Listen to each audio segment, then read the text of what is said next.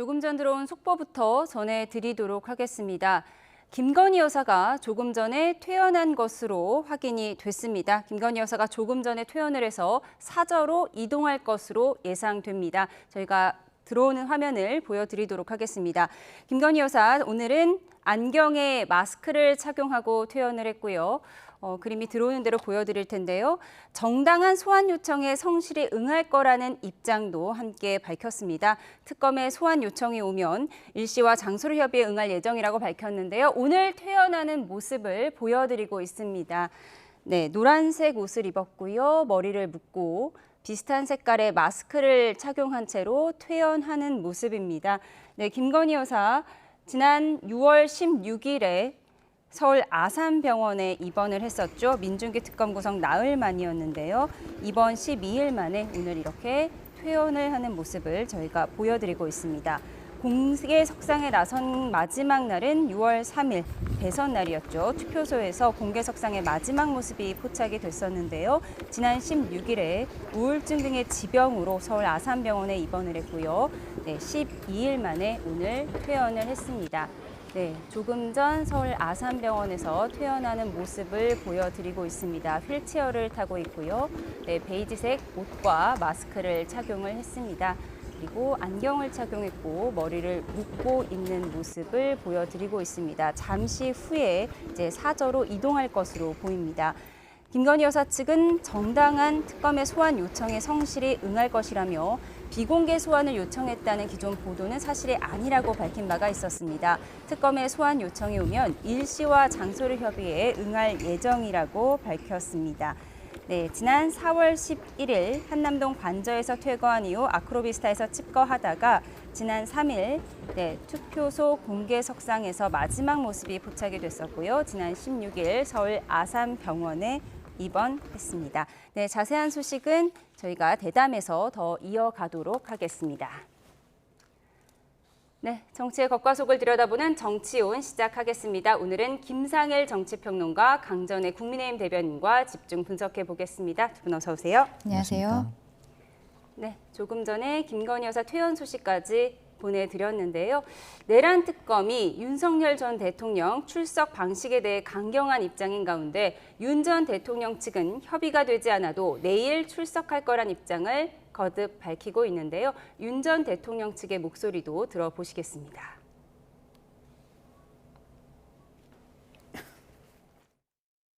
인권보호 수사 규칙에 따른 저희의 정당한 요구이기 때문에 당연히 그에 따라서 특검팀이 비공개로 저희를 소환해야 한다고 생각을 하고 있습니다. 네, 하지만 내란 특검 측은 다른 전직 대통령도 비공개 소환 사례는 없다고 강조하며 지하 주차장 출입은 어려울 거라고 밝혔죠. 과거 사례는 어땠을까요? 국민 여러분께 송구스럽게 생각합니다. 성실하게 조사에 임하겠습니다.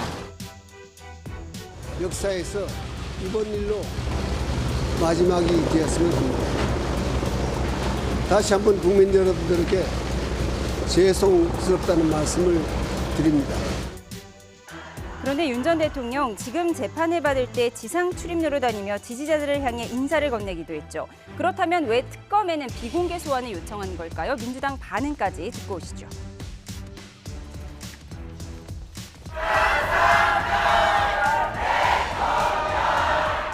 특검에서 소환 조사 요구하면 응하실 건지 궁금합니다. 경찰 출석 요구 이번엔 응하실까요? 세계 특검 모두 아니, 저 사람들 좀 보게 이 앞을 가로막지 좀 말아주시면 안 되겠어요? 네? 그쪽으로 조금 앞으로. 네? 세계 특검 모두 정치보복 특검이라고 보십니까? 포토라인에 세우는 걸 항상 기본으로 삼아왔던 수사 기법을 썼던 사람이 자기에 대해서는 하지 말라라는 것은 매우 모순적인 태도인 것이죠. 휴가를 내고 와야 되는 직장인 같은 경우에는 한두 시간 가지고도 부탁을 할 수는 있습니다. 근데 그 말도 사실 무서워서 못해요. 일반 국민들은. 그런데 이렇게 뭐 9시에 오라는 걸 10시에 가겠다. 이 고집 왜 피우는지 저는 이해가 안 갑니다. 혹시 이거 날 받은 거 아닐까? 또 9시는 불리하고 10시는 괜찮다. 날 받은 거 아닐까라는 생각이 들 정도로 이해가 안 가는 거예요. 네, 조금 전 속보로 전해드렸는데요. 김건희 여사가 조금 전에 서울 아산병원에서 퇴원을 했습니다. 새로 들어온 영상이 있어서 보여드리겠습니다. 네, 아산병원에서 지금 멀리서 찍은 영상인데요. 김건희 여사가 베이지색 옷과 마스크를 착용하고 안경을 쓰고 있습니다. 머리를 묶은 채로 휠체어를 타고 퇴원하는 모습을 보여드리고 있습니다. 네, 오늘 퇴원을 했는데 내일 윤 전 대통령 출석이 예고돼 있는 상태잖아요. 네. 뭐 오늘 퇴원한 이유가 있을까요? 글쎄요, 그건 뭐 제가 알 수는 없고 만약에 뭐 의도가 있다라고 한다면 지금 논란이 되는 가운데서 동정 여론을 조금 만들어 보고자 하는 지금 것이다. 휠체어를 밀고 있는 사람이 윤 전 대통령으로 보입니다. 윤 전 그러네요. 대통령 역시 자켓을 입고 마스크를 착용을 했습니다. 윤 전 대통령이 직접 김건희 여사의 휠체어를 밀고 함께 퇴원 조치를 하는 모습을 보여드리고 있습니다. 그러니까 굳이 의도가 있다라고 이 생각을 하자면 뭐 그렇다는 말씀이고요. 뭐 그런 의도가 없이 병원에서 퇴원을 해도 좋다라고 얘기하고 허가를 해서 퇴원을 했다라고 보는 것이 일단은 일반적인 생각일 것 같고요. 어쨌든 뭐 정치적으로 해석하는 거는 뭐 좀 조심스럽게 해석을 하는 것이 맞지 않을까 싶습니다. 네. 특검 소환에 응하지 않기 위해서 입원한 것이 아니냐, 뭐 이런 의혹을 제기하는 사람들도 있었는데 이렇게 오늘 퇴원하는 모습을 이렇게 당당히 보여주는 것은 내가 특검 수사에 임할 것이다 이런 의지를 보여준다고 볼 수도 있을까요? 일단 처음에 입원을 했을 때는 정말로 몸이 안 좋다라는 이야기들이 있었고 그때 병원에서는 한 보름 정도 치료받아야 될 것 같다라고 이야기를 했었는데 오늘 한 12일 만에 퇴원하는 것을 보면은 호전이 좀 빨랐던 것이 아닌가라는 생각도 듭니다. 그리고 최근에 뭐 언론에 보도된 바를 보면은 김건희 여사 측에서 변호인을 추가 선임을 하면서 그동안의 수사 요청에는 방문 요청에는 응하지 않았지만 특검의 요청에는 응하겠다라는 것에 대해서는 명확히 밝힌 부분들이 있거든요. 그렇기 때문에 이게 뭐 정치적으로 내일 당장 남편인 윤석열 전 대통령의 조사가 있기 때문에 동정 여론을 위해서 지금 휠체어를 타고 가는 모습을 보여준다기보다는 어쨌든 뭐 호전이 되었고 그리고 이 내외가 지금 둘 다 특검의 조사를 받아야 되는 상황인데 조사 자체는 가능한 상황이라는 그 오히려 국민들께 보여드리는 이런 모습이 아닌가라고도 생각합니다. 네, 윤 전 대통령이 직접 이렇게 휠체어를 밀어주는 모습을 보여주고 있어요.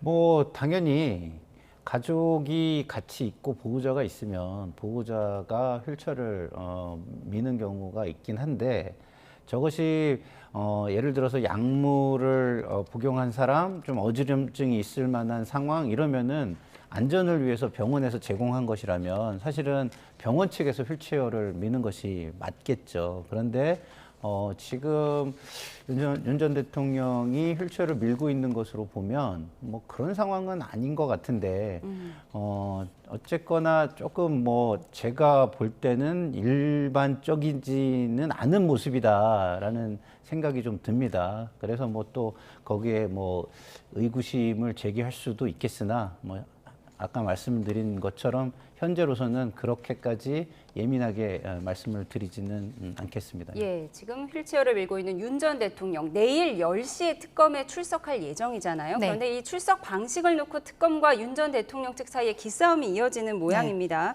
지금 윤 전 대통령 측은 포토라인을 지나지 않겠다. 지하 주차장으로 출입하게 해달라 이렇게 요청을 했는데 특검 측에서는 지금 절대 안 된다는 입장인 것 같아요. 그렇죠. 근데 사실 이거는 윤석열 전 대통령 개인에 대한 문제가 아니라 인권보호 수사 규칙이라는 것이 있습니다. 여기에 있어서 피해자를 소환하고 이제 출석하는 가운데 있어서 스스로의 명예라든지 이런 것들을 지킬 수 있도록 배려해야 된다라는 의무가 규칙으로 있는 것이거든요. 근데 지금 특검에서는 과거의 전 대통령들도 이미 공개적으로 오지 않았냐라고 이야기를 하지만 이 규칙 자체가 문재인 정부 때 생겼던 거예요. 그래서 조국 전 장관 같은 경우에도 비공개로 그 조사를 받았었던 것이 바로 이 규칙이 있었기 때문이거든요. 조국 전 장관이 추진을 하고 또 예. 제1의 수혜자가 본인이다 이런 비판도 당시에 있었던 것 같아요. 예, 그렇기 때문에 지금 여기에 대해서 특검에서 이야기하는 것은 오히려 원칙에서 약간 벗어난 이야기를 하는 것이 아닌가라고 생각이 들고 또 심지어 비공개라고 생각을 한다면 뭐 일시와 장소 이런 것들을 국민들이 모르게 하는 것을 비공개라고 생각할 수 있을 것인데 지금 같은 경우에는 뭐 일시 장소는 이미 드러난 것이고 그 출입하는 방식에 대해서만 다른 사람들이 보지 않도록 해달라고 이야기를 하는 것이어서 저는 이 부분은 오히려 윤석열 전 대통령 측에서 이야기하는 것이 원칙에 맞는 것이 아닌가 생각을 합니다. 다만 또 뭐 9시 오라고 했는데 10시에 가겠다 이런 것들은 정말로 보기에는 기싸움으로 보이는데 좀 불필요한 부분들이 아닌가라는 생각도 듭니다. 예, 민주당에서는 날이라도 받았냐, 정말 뻔뻔하고 모순적 태도다 이런 비판이 나오고 있어요. 네. 자, 불법 계엄으로 나라가 혼란하고 나라가 두 쪽이 나서 갈등이 최고조에 달했습니다. 그리고 그 갈등이 완전히 해소되지 않은 상황이라고 저는 보여져요. 그러면은 이 불법 계엄과 관련된 진상 규명, 진실 규명이 빨리 돼야 거기서부터 우리가 어떻게 통합하고 화합할 건지의 출발점이 될 수 있는 겁니다. 그러면 국민 통합을 위해서 이 진상규명과 진실규명에 가장 책임감 있게 나서야 되는 사람이 누구겠습니까? 그것은 윤석열 전 대통령, 윤석열 피고인 본인입니다. 그런데 1시간이라도 조사를 안 받고 지연시키려고 하는 모습, 이런 모습이 국민들에게 어떻게 비춰지겠습니까? 국민들은 정말 화가 날 힘도 이제는 없고 짜증낼 힘도 없고 피로감이 너무 누적돼가지고 정말 꼴도 보기 싫은 그런 상황이 아닐까 싶고요. 이런 것은 또 보수 진영에도 굉장히 안 좋은 영향인 게 이게 하나의 원죄처럼 또 보수 진영에 남을 겁니다. 보수 진영의 원죄가 쌓여온 유전적 원죄처럼 있는 것들이 있지 않습니까? 뭐 친일이라든가 독재라든가 반민주라든가 반인권이라든가 그다음에 5.18과 관련된 뭐 부분이라든가 이런 여러 가지들이 있는데 거기에 태생적 원죄가 하나 더 쌓이는 거 아닌가 이런 생각이 듭니다. 예, 지금 박지영 특검보가 기자 브리핑을 진행하고 있는데요. 그 내용을 조금 정리해드리면 기본적으로 현관으로 출입을 해야 한다. 지하주차장 대기는 출석으로 보지 않는다. 이런 내용을 발표했습니다. 그러니까 윤 전 대통령이 내일 고검까지는 가서 지하주차장 문을 열어달라 하면서 그 앞에서 혹시 기싸움을 벌일 때를 대비해서 이런 말을 하는 것 같아요. 무조건 현관으로 출입해라. 이 입장이 좀 견고한 것 같습니다. 하지만 윤석열 전 대통령 측에서는 만약에 협의가 안 되더라도 내일 출석해서 조사를 받겠다라고는 이미 밝힌 바가 있기 때문에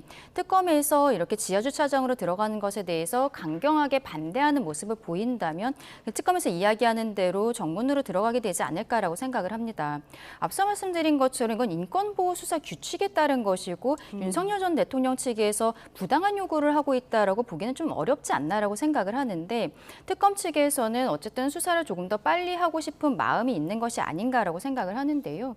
이런 부분은 윤석열 전 대통령이 이미 재판도 타 공개에 대해서 걸어서 들어가는 모습들, 그 말하자면 포토라인을 지나가고 있거든요. 근데 그 과정에서 수사를 받는 모습을 국민들께 보이는 것이 뭐 큰 부담이 된다거나 이렇게 생각하기는 어려운 것이 아닌가 생각합니다. 다시 말씀드리지만 이것은 수사를 받는 가운데 있어서의 규칙이라는 것이 있고 이 원칙에 따라달라라고 요청을 하는 것으로 보입니다.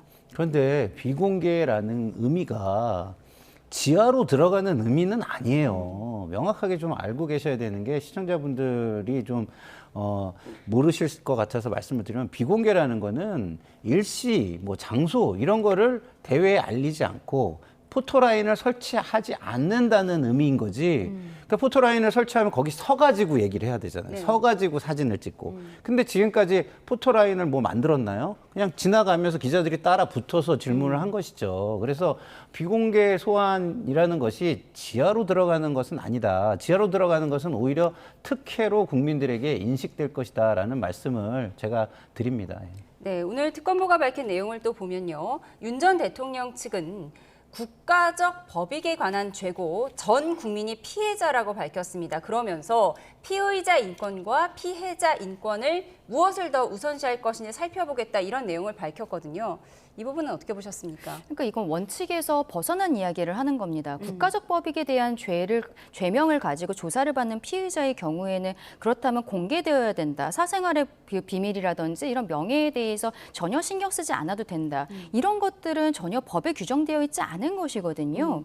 이게 앞서 말씀드린 것처럼 인권보호 국보 수사 규칙에서는 7조에서 사생활 비밀 등의 보호에 대해 규정을 하고 있는데 수사의 전 과정에서 피해자나 사건 관계인의 사생활 비밀 보호 그리고 명예나 신용이 훼손되지 않도록 노력해야 된다라는 규정이 있어요. 이게 노력이라는 규정이 이게 표현이 있기 때문에 특검에서는 국가적 법익에 대해서는 제외해도 된다라고 임의적으로 판단하고 있는 것이 아닌가 그렇게 생각합니다. 예, 저희가 조금 전에 김건희 여사가 아산병원에서 나오는 모습을 보여드렸는데요. 지금 지하주차장에서 나와서 사저로 이동하는 모습도 포착이 됐습니다. 지금 보시는 화면입니다.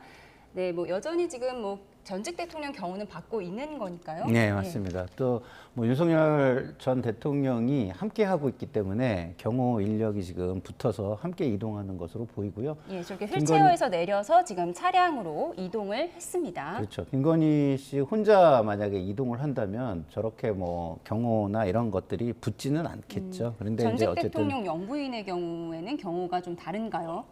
전직 대통령 영부인은 그게 뭐 그 예우에 관한 법 이런 게 있는 전혀 것은 없고요. 아니니까 예. 예.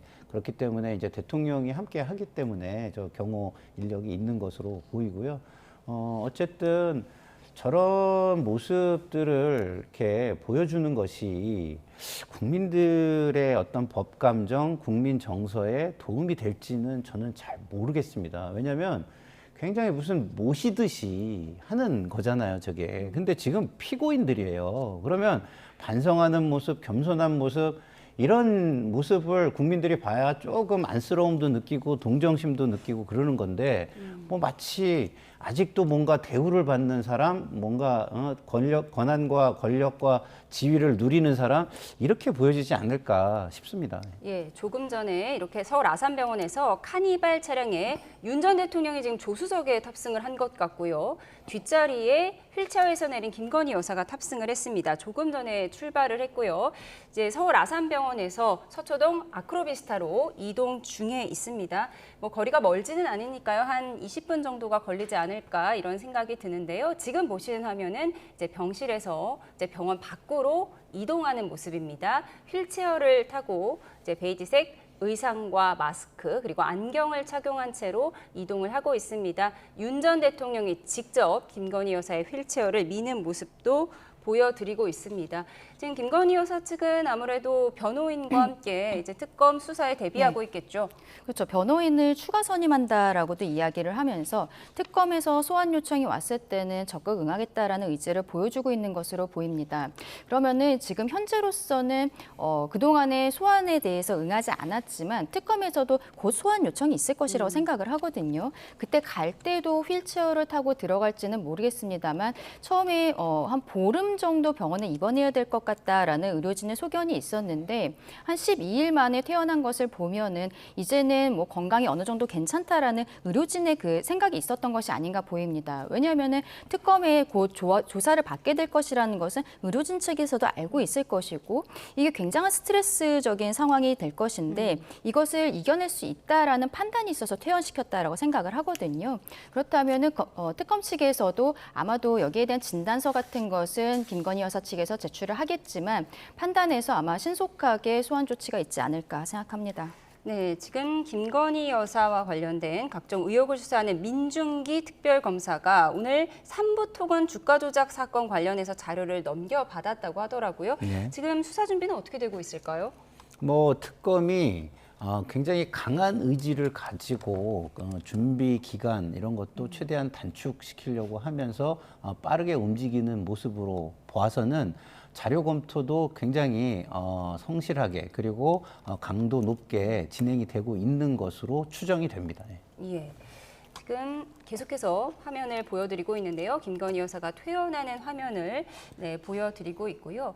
김건희 여사가 공개 소환에 응할 것인가 이 부분도 관심인데 지금 김건희 여사 측에서는 당당히 소환 요청에 응할 것이다 이런 내용은 밝히기도 했지만 윤 전 대통령이 이렇게 비공개 소환 조사를 고집하는 이유가 김건희 여사와도 관련이 있지 않겠느냐 이런 분석도 일각에서는 나오더라고요. 그렇죠. 왜냐하면은 이미 윤석열 전 대통령은 포토라인을 통해서 재판을 받고 있는 과정을 거의 매주 월요일마다 국민들께서 보고 계시거든요. 그래서 본인이 특검이 조사받으러 들어가는 모습이 지금까지의 모습과 뭐 크게 다른 것이냐 이런 의문점들이 있는데 그럼에도 불구하고 지하주차장으로 들어가겠다는 것이 어떻게 보면은 김건희 여사도 곧 소환이 됐을 때 김건희 여사가 포토라인에 서지 않도록 하려는 뭐 나름대로의 배려랄까요? 이런 것이 아닌가라는 이야기들도 나오는 것으로 보입니다.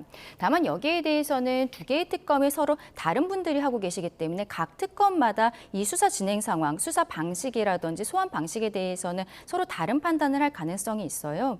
앞서 말씀드린 인권보호 수사 규칙에 있어서도 사생활의 비밀 보호 그리고 명예나 신용이 훼손되지 않도록 이 수사 전 과정에 노력을 해야 한다라는 검사의 의무를 부여하고 있는데 노력이라고 표현을 하고 있기 때문에 특검에서는 각자의 판단에 따라서 이러한 뭐 지하로 들어간다라든지 아니면 일시나 장소를 아예 공개를 안 한다라든지 이런 부분에 대해서 판단을 하게 되지 않을까라고 생각을 합니다. 네, 지금 김건희 여사에 대한 수사 대상이 16개로 네. 세 가지 특검 가운데 가장 많다고 하더라고요. 그렇죠. 그래서 뭐 수사를 아예 팀을 나눠서 각자에게 그 배분을 하고 있다라고 이야기를 하고 있는데 최근에 뭐 팀은 다릅니다만 내란 특검팀 같은 경우에는 윤석열 전 대통령이 체포영장을 집행을 저지를 하게 했다라든지 그리고 비화폰의 자료를 삭제하도록 했다라든지 이런 것들을 며칠 전에 경찰에서 바로 특검으로 기록을 받자마자 그 다음 날에 체포영장 신청을 했거든요.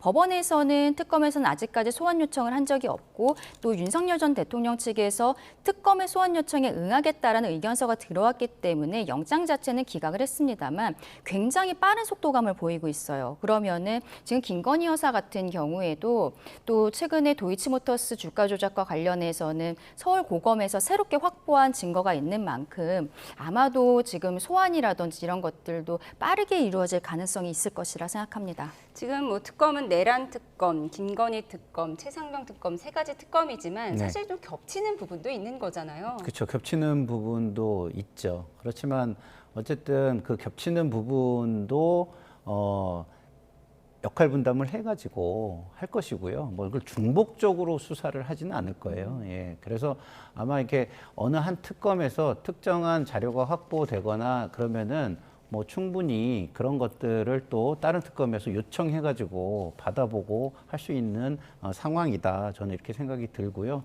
뭐 그 피고인들을 괴롭히기 위해서 뭐 번갈아 부르고 뭐 이런 일은 저는 하지 않을 것으로 보입니다. 근데 어쨌든 지금 윤석열 대통령과 김건희 여사의 저런 모습, 뭐 병원에서 만약에 계속 있었으면 여론이 더 안 좋아졌을 거예요. 왜냐하면 의료 대란으로 모든 국민들이 지금 아직도 피로감과 힘들어하는 분들이 많은데 병원에 들어가가지고 그거를 보여주면서 특검 수사를 또 좀 뭐랄까요 피하려고 한다든가 아니면 동정을 끌어내려고 한다고 한다면 오히려 그거에 대한 반감이 훨씬 저는 커질 거라는 생각이 듭니다. 예, 지금 계속해서 김건희 여사 퇴원 관련 화면을 보여드리고 있습니다. 내용을 조금 더 정리해드리면 지난 4월 11일에 한남동 관저에서 퇴거한 이후에 아크로비스타에 집거를 하다가 지난 6월 3일 대선 때 투표소에 공개석상에 마지막으로 포착이 됐습니다. 그리고 지난 16일 우울증을 포함한 지병으로 서울 아산병원에 입원을 했었는데요. 당시 민중기 특검 구성한 지 나흘 만이었죠. 그리고 오늘 이렇게 퇴원을 했습니다. 입원한 지 12일 만이고요. 윤석열 전 대통령이 직접 휠체어를 밀어주면서 퇴원을 했습니다. 조금 전에 카니발 차량에 탑승을 해서 서초동 아크로비스타로 이동을 하고 있습니다. 저희가 아크로비스타에 도착하는 화면이 들어오면 또 한번 전해드리도록 하겠습니다. 네, 오늘 본회의 이야기도 조금 해보겠습니다. 네, 조금 전 2시 40분에 민주당 주도로 본회의가 열렸죠. 국민의힘이 보이콧한 채 민주당은 법사위와 예결위를 포함한 4개 상임위원장을 일괄 선출했습니다. 앞서 국민의힘은 추경 처리를 위한 예결위원장 선출엔 협조하겠다면서도 법사위원장 등 다른 상임위원장에 대해서는 추가 협의가 필요하다는 입장을 밝혔는데요. 여야 목소리 듣고 오시죠. 입법의 마지막 게이트에서 관문에서 다 막아버렸어요. 야당한테 법사위원장 넘겨주면 또 똑같은 일이 지난 3년의 거부권으로 국회 입법권이 무력화된 것처럼 이제는 법사위원장을 맡아서 또 무력화시킬 것이다. 이런 불안과 불신이 있습니다. 거부권 시즌 2다 이 말씀이세요? 그렇게 될 가능성이 있다. 그런 불신이 있는 거죠. 저희들한테는. 더불어민주당과 국회의장이 일방적으로 상임위원장 선출을 강행을 하게 된다면 우리 국민의힘에서는 이 부분에 대해서 강하게 싸울 수밖에 없다. 국회는 대통령의 하청기관이 아닙니다. 국회는 집권 여당의 전리품이 아닙니다. 국회는 개인의 소유물이 아닙니다. 그런데 지금 국회는 민주당과 이재명 대통령에 의해 장악당했습니다. 정치의 기능은 실종됐고 국회의 존재 이유는 사라졌습니다. 야당과의 협치를 말씀하시면서 실제로는 권력을 독식하고 야당의 고언은 흘려듣고 국민을 앞세워 포퓰리즘을 밀어붙이는 것, 이것이야말로 양두구육의 전형입니다. 네, 여야 모두 법사위원장만은 못 내준다 이런 입장이었지만 결국 민주당이 추진한 대로 이춘석 의원이 선출이 됐습니다. 이춘석 의원 이제 앞으로 어떤 역할을 맡게 될까요? 야당일 때 민주당은 정청래 법사위원장이 자타공인 공격수였잖아요. 네. 이제는 집권 여당이고 행정부가 가지고 있는 행정력과 공권력도 가지고 있고 그리고 의회에서는 또 절대 다수 그리고 국회의장의 의사권도 가지고 있는 정당입니다. 그렇기 때문에 이춘석 의원이 국회 사무총장 출신이잖아요. 그러면은 국회가 돌아가는 기본 본질적인 원리 그리고 지향점에 대해서 잘 알고 계실 거라고 저는 생각을 합니다. 뭐 사실은 저는 개인적으로 법사위원장은 야당에 줘서 민주주의의 어떤 균형과 견제라는 그 시스템을 지켜나가는 게 맞다고 봤습니다만 이제 결론이 났어요. 그런 얘기는 이제 의미가 없는 것입니다. 이제는 이춘석 법사위원장이 조금 더 균형 있는 그리고 너무 진영 논리로만 어떤 밀어붙이는 강공 드라이브나 독주를 하지 않는 그런 모습을 보이고 야당을 존중해 가면서 균형 있는 의사진행을 하는 것을 기대해보고 그걸 부탁드리는 수밖에 없다 이런 말씀을 드립니다. 네, 평론가님 말대로 야당을 존중해줬으면 좋았는데 네. 그런 협치가 이루어지지 않아서 지금 국민의힘에서는 강하게 싸우겠다고 말은 했지만 사실 네. 싸울 방법이 마땅치가 않잖아요. 김용태 비대위원장이 대통령이 협치 말하더니 양두구역이었다 이런 비판도 했습니다. 그렇죠. 어제 시정연설에서도 이재명 대통령이 협치에 대해서 분명히 강조를 한 바가 있는데 지금 여당에서 보이고 있는 모습은 전혀 협치와 맞지 않는 것입니다. 이번 21대 국회 시작할 때 그때 상임위 배분을 할 때도 민주당에서 그동안에 국회 관행이 있었잖아요. 1당에서 국회의장을 가져가고 2당에서 법사위원장을 가져가는데 일단 국회의장 가져간 거야 뭐 그동안의 관행이었으니까 그렇지만 법사위원장을 가져갈 때는 행정부를 견제해야 된다라고 하면서 본인들이 가져가겠다고 지금까지의 관행을 무시하고 그렇게 가져갔습니다. 그런데 이제는 어떻게 보면 행정부가 민주당 쪽이니까 민주당의 논리대로라고 해도 국민의힘으로 넘기는 게 맞았던 거예요. 그리고 이번에 법사위원장 자리에 대해서 이야기를 하면서 국민의 입장에서는 국방위, 외통위 그리고 정보위 여기에 위원장 자리도 넘겨주겠다. 법사위원장만이라도 달라라고 이야기를 했습니다. 그렇게 이야기를 하는 거는 법률안에 대해서 제어할 수 있는 방법은 크게 보면 한 2가지 정도가 있는데 국회 밖에서는 대통령의 제2요구권이 있고 그리고 국회 내에서는 법사위에서 제재할 수 있는 이런 권한들이 있는 거거든요. 그런데 지금 국회에서 거대 여당이 어떠한 법안을 발의를 하든지 간에 법사위 통과하고 그리고 대통령은 제2요구권을 행사하지 않을 것이기 때문에 모든 것을 여당의 입맛대로 법으로서 처리를 하는 것입니다. 그러면은 협치라든지 저희 국민의힘 같은 경우에는 아무것도 할 수 있는 게 없는 거죠.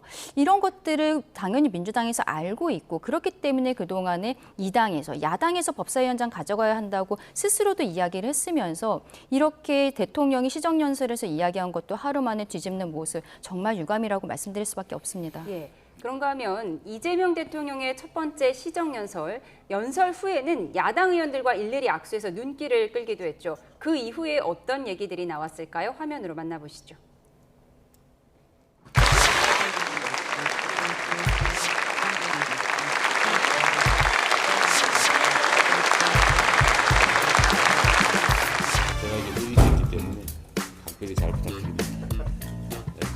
국민의힘 의원들은 반응이 없는데 이러면서 좀 쑥스러우니까 우리 야당 의원님들께서도 필요한 예산 항목이 있거나 삭감에 주력하시겠지만 추가할 게 있으시다면 언제든지 의견을 내주시기를 부탁드립니다. 우리 국민의힘 의원님들 어려운 자리 함께 해 주신 점에 대해서 진심으로 감사하게 생각합니다.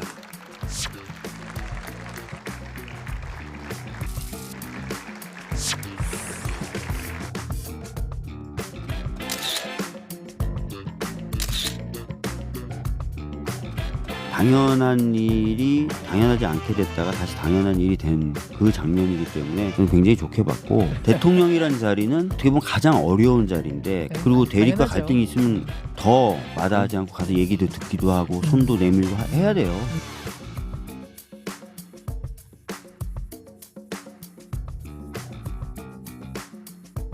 어제 있었던 이재명 대통령의 시정연설에는 좋은 말씀들이 상당히 많이 있었습니다. 구호는 상당히 좋았는데 중요한 것은 말이 아니라 행동이라고 생각합니다.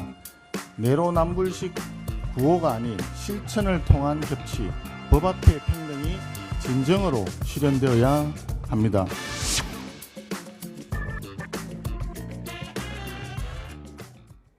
네, 어제 이재명 대통령 첫 시정연설에서 보통 야당 의원들과 악수하는 장면이 가장 인상적이다 이런 네. 분석들이 많았는데 우원식 국회의장은 의장석에서 바라보기 참 좋았더라 이러면서 네. 사진 2장을 공개하기도 했어요. 네.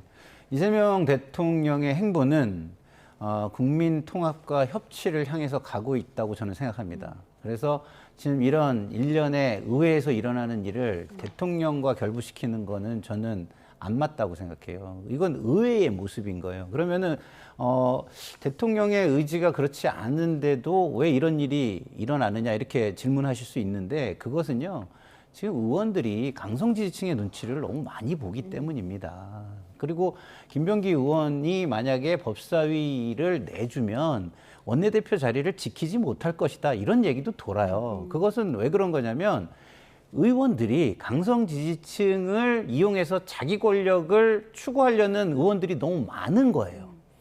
그런 사람들이 그 강성 지지층의 입맛에 맞게 하기 위해서 김병기 원내대표를 공격할 것이다. 그러면 공격하게 되면 김병기 원내대표는 그 자리조차도 지키기 어려울 것이다. 이런 얘기가 많거든요. 이런 환경 때문에 이루어지는 거지, 대통령이 법사위원장을 내주지 않았으면 이렇게 생각하시는 거는 전 아니라고 봐요. 오히려 대통령께서는 그런 것들을 조금 더 실천하는 모습들을 가져가기를 원할 겁니다. 지금 얼마나 국정 초기에 국정 운영에 탄력이 붙고 있습니까? 그런 것들이 국민 지지로 더 이어지려면 이런 모습, 좀 약간 권력이 절제하는 듯한 굉장히 좀 좋은 모습, 이런 거를 보여주는 게 훨씬 좋거든요. 그래서 저는 오히려 대통령께서는 법사위원장 같은 거는 오히려 좀 내줘도 된다 이렇게 생각하실 거라고 저는 생각하고요. 그리고 저렇게 실제로 행보들을 봐도 지금 여야 대표들을 빨리 불러가지고 만나고 우상호 수석으로 하여금 웬만한 것들은 또 설명하게 하고,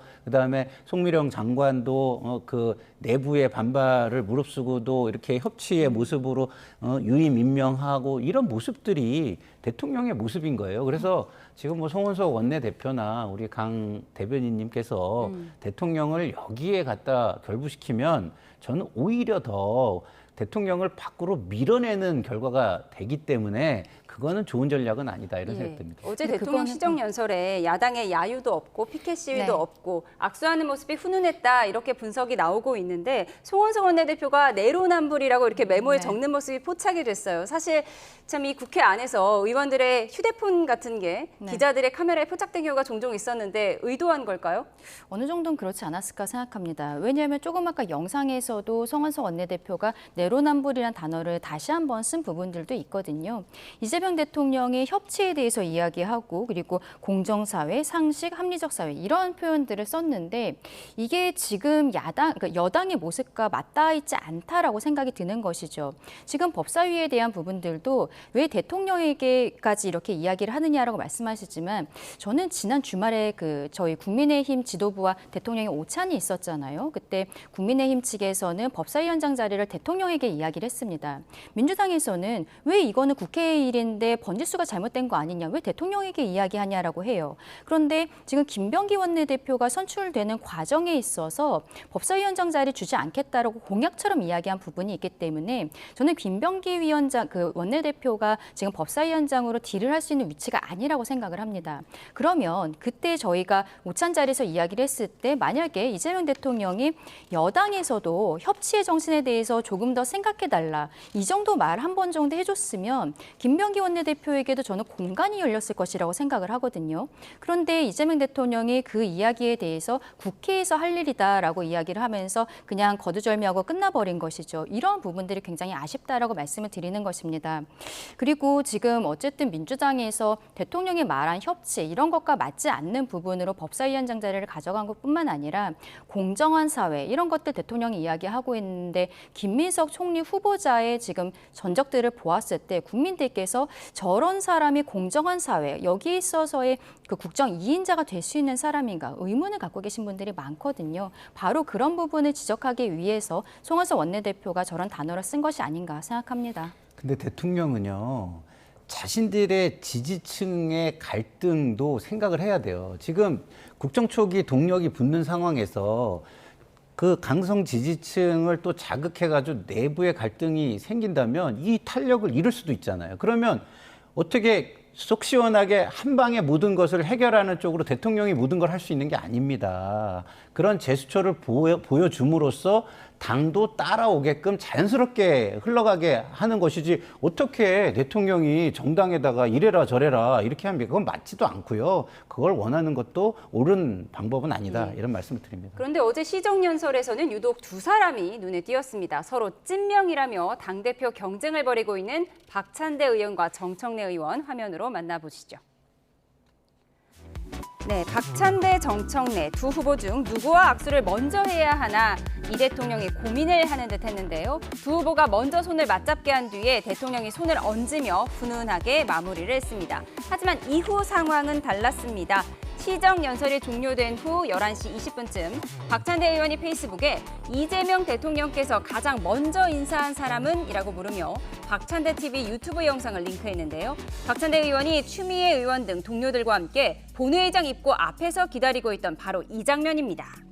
그런데 가장 먼저라는 이 표현에 반박이라도 하듯 정청래 의원이 3시간쯤 뒤에 이 영상을 올렸는데요. 이재명 대통령이 차에서 내려 국회의사당 안으로 들어서는 순간 문 앞에 서 있던 정청래 의원이 90도 인사를 하고 환담을 나눕니다. 대통령이 본회의장에 가기 전 국회의사당 문에서 먼저 자신을 만났다는 걸 강조한 거죠. 잠깐 들어보겠습니다.